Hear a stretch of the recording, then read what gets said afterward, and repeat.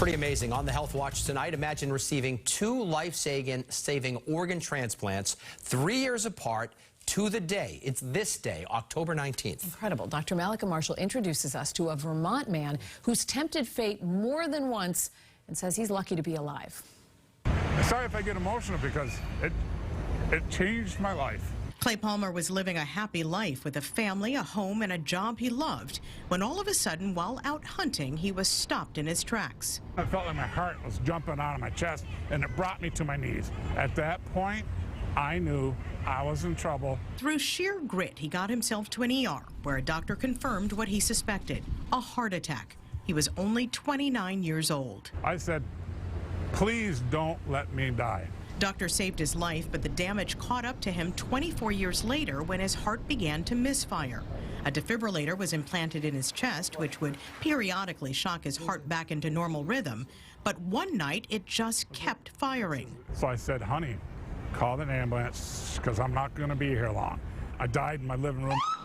Paramedics revived him, and doctors transferred him to Tufts Medical Center, where he was placed in a medically induced coma and kept alive on life support. He desperately needed a new heart. Doctor came in and told me, he says, Mr. Palmer, well, harvesting a heart for you right now. I'll never be able to repay the donor and the donor's family, but I'll always be grateful and very thankful. After his transplant, his new heart was working well, but his own kidneys were not. He ended up requiring dialysis for months and was told he would also need a kidney transplant. Hi. Good morning. How are you today? Well, what about yourself? Good to see you again. With the help of the Tufts Kidney Donor Program, Clay started looking for donors on social media and handed out cards to strangers. Lo and behold, a woman on the same bowling league as Clay answered the call. Something in my heart told me I needed to try. Stacy Sturdivant was indeed a match, but doctors told her she would need to lose weight to be eligible. A lot of weight.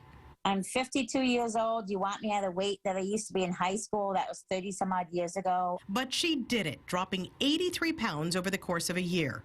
And she had only one request, to have them undergo surgery on the same day Clay had his heart transplant. We were all working to make this kidney transplant happen on the same day as his heart transplant 3 years later. So that was our project for about 3 weeks in the transplant division. She's my hero. She worked awfully hard to be the donor, and she once told us that she'd be disappointed if she wasn't. You know?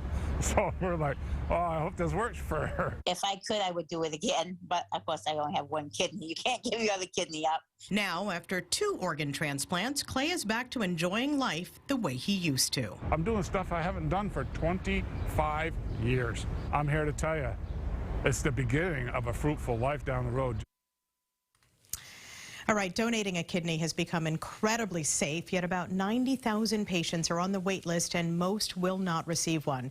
So doctors at Tufts have streamlined the process to make it as easy as possible for potential donors. If you'd like more information, you can go to our website, cbsboston.com.